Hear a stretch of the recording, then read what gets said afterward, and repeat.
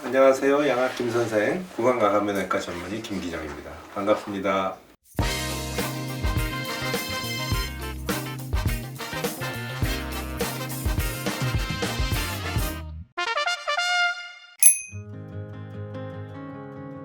사실은 말도 안 되는 말인 것 같아요. 없을무에 턱턱이니 한자도 아니고 한글도 아니고 이상한 말인데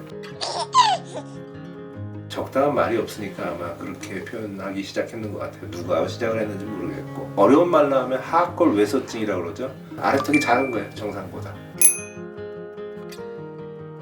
유전적인 게 언제나 제일 커요. 유전적인 거나 뭐 인종적인 거 제일 크고요. 우리나라는 좀 덜해요. 굉장히 작은 양이에요. 외국에 비해서는 작은 양이고, 오히려 서양 사람들은 무턱이기 때문에 수술하는 경우가 더 많죠. 그러니까 무턱은 우리나라는 그렇게 많지 않습니다. 제가 그동안 수술한 것 중에 무턱 환자를 좀 추려봤는데 흔히 말하는 주걱턱 환자의 한 10%, 20%도 안 되는 것 같아요. 근데 이제 무턱을 적극적으로 양악 수술을 안 하는 경우가 사실은 많아요.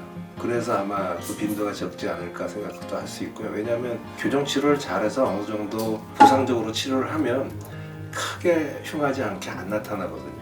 그래서 대충의 그 교정 치료를 마무리하고 턱끝만 빼는 정도의 간단한 수술로서 그냥 대체 요법을 쓴다고 해야 될까요? 그렇게 간단하게 넘어가는 경우가 많아서 양악 수술의 빈도는 흔히 말하는 주걱턱이나 안면 비대칭 이런 환자들에 비해서는 빈도는 작은 것 같아요.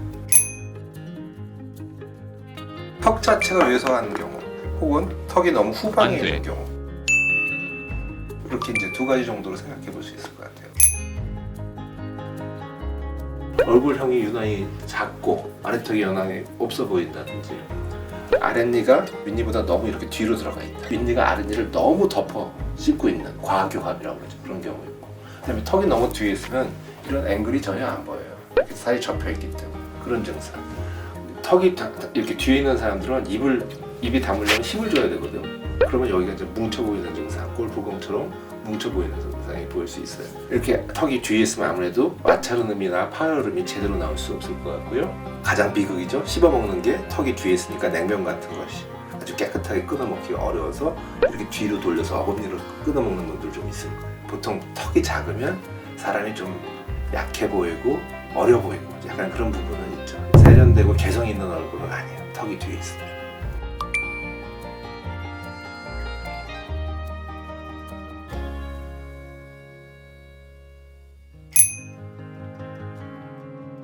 제 입장에서는 없는 게 좋아요. 필러 같은 게 들어있으면 사실은 진단하는데 좀 헷갈리죠. 뼈에 직접적인 시술을 하는 게 아니에요. 그게 연조직에다가 주사하는 거기 때문에 뼈를 움직이는 과정에는 사실 영향을 주지를 않는데, 그게 있기 때문에 뼈의 이동량이 좀 달라질 수가 있다는 거죠. 그래서 그걸 녹여내고 없앨 수 있다면 없는 걸 기준으로 뼈에 대한 이동량을 저희가 다시 계산할 것 같고요. 그날 유지할 수밖에 없는 상황이라면 그것 때문에 턱을 일부러 좀 덜 뺄 수도 있겠죠. 아래턱이 작다면 여기다 뭘 집어넣는 방법을 생각할 수 있을 것 같아요. 여기다가 필러를 주사한다든지, 아니면 고형의 물체를 갖다 집어넣어서 턱이 좀 살아나게 할 수도 있고, 저희들은 이제 뭘 넣는 걸 좋아하지 않기 때문에 구강가감면외과에서는 보통 절골을 하죠. 여기를 절단해서 턱끝 전체를 앞으로 내는 수술을 보통 추천하기도 합니다. 그다음에 만약에 교합이 이렇게 뒤로 물려 있는 경우, 그 정도가 심하지 않다면 보통 위에 치아 작은 어금니 하나 정도를 빼서 교정치로 당겨서 맞춘다면 어느 정도 맞출 수 있거든요. 그렇게 해서 좀 입이 나오고 턱이 모자란 게 덜 보일 수 있도록 보상적인 치료를 할 수도 있겠죠. 무턱의 가장 기본은 아래턱이 작다는 거예요. 그래서 아래턱을 빼내는 수술을 해야 되는데 거의 100% SSR로 해야 돼요. 뼈를 쪼개서 앞으로 내는 수술이 기본적으로 첨가돼야 되죠.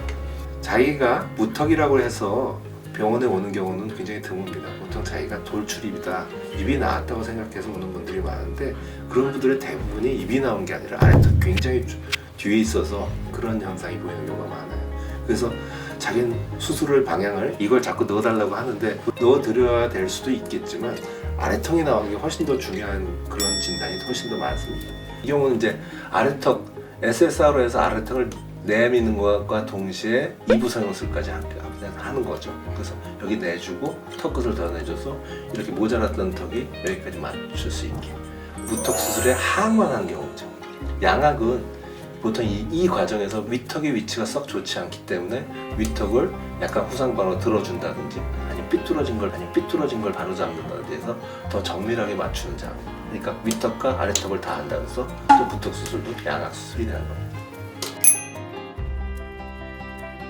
보통 기본적인 무턱의 양악은 보통 위턱이 나와 있기 때문에 위턱을 끊어서 위턱을 약간 후상방으로 밀어넣게 됩니다. 약간 밀어넣게 되고요. 그리고 나서 아래턱은 SSR로 쪼개서 앞으로 빼주게 됩니다. 그리고 나서 보통은 그거보다 부족해요. 그래서 턱 끝 끊어서 조금 더 앞으로 빼주게 되죠. 그럼 위턱은 약간 들어가면서 아래턱은 전체로 나와서 조화로운 왕모를 가질 수 있게 되겠죠. 당연합니다. 부턱 수술도 이 교합이 물려서 잘 맞춰지지 않으면 다시 또 들어갈 수도 있어요. 왜 턱이 뒤로 들어갔겠어요? 뭔가 뒤로 당기는 힘이 있다는 거예요. 그리고 그걸 받쳐주지 못했다는 거예요. 그러면 이걸 방지하기 위해서는 뭔가 또 잡아주는 부분이 있어야 돼요. 우리가 기대할 건 교합밖에 없어요. 그래서 빼내고 나서 교합으로 치아들이 딱 맞아야 그 힘으로 유지할 수 있는 거예요. 교정치료를 무시하고 함부로 얼굴 수술만 하는 게 자꾸 막 낭패를 하고 실패하는 이유들이 그런 교합의 어떤 힘을 너무 몰라서 가능한 경우가 있고 없는 경우가 있는데요. 무턱은 더 조심스럽기 때문에 제 경우는 되도록이면 수술하지 말라고 합니다. 주걱턱이나 다른 거에 비해서 재발의 빈도가 높고요. 수술이 더더욱 정밀하게 돼야 돼요. 없는 걸 늘린 거잖아요. 없는 걸 늘린 거는 뭔가 다시 당기는 거예요. 주걱턱이나 그런 거는 남는 걸 잘라 버리고 넣는 거잖아요. 그건 좀 힘이 좀 덜한 거. 사실 케이스들을 더 보여드리고 싶은데요. 저희 병원 홈페이지에는 사실 이것저것 케이스랑 더 자세하게 소개는 되어 있습니다. 근데 그게 홈페이지 쪽만 허락받은 사진들이라서 제가 이곳에서 오픈은 못하겠고요. 관심 있으면 찾아 들어오시면 더 유용한 내용을 보실 수 있을 것 같아요. 무턱은 말이에요. 수술하고 나면 다소 얼굴이 길어졌다고 느낄 수 있어요. 초반에 특히나. 그게 맞는 건데. 그래서 한 번은 너무너무 심한 돌출과 무턱을 가진 친구였어요. 근데 이제 수술하자마자 이틀째부터 울기 시작하는데 정말 난리가 아니었어요. 네. 태어나는 그날까지 울고 일주일째까지도 울고 수술 잘못됐다 큰일 났다 막 울고불고 난리가 났었는데 수술 끝난 지 한 달 반쯤인가 이제 붓기 빠지고 와서는 그냥 얼굴이 이만큼 입꼬리가 올라가서 그때 너무 미안했다고 말씀을 하시더라고요. 그러니까 비율이 맞아가는 과정이 이상하고 어색할 수 있어요. 그렇지만 자기 비율을 찾아가면 그게 제일 아름답습니다. 그리고 그 친구 나중에 너무너무 좋아했어요. 그리고 사실 그런 사진 보여드리고 싶어요. 기가 막히게 예쁘게. 무턱의 경우는 주걱턱보다는 교정치료나 다른 옵션으로 어떻게 보상적으로 치료할 수 있는 방법이 있기 때문에 무조건 양악 수술을 해야 되는 건 아니고 또 경우에 따라서 하악만 수술할 수도 있는 경우도 많기 때문에 조심스럽게 접근해 보시고 충분히 상담해 보셔서 좋은 결과 있기를 바랍니다. 구독과 댓글 부탁드리겠습니다. 감사합니다.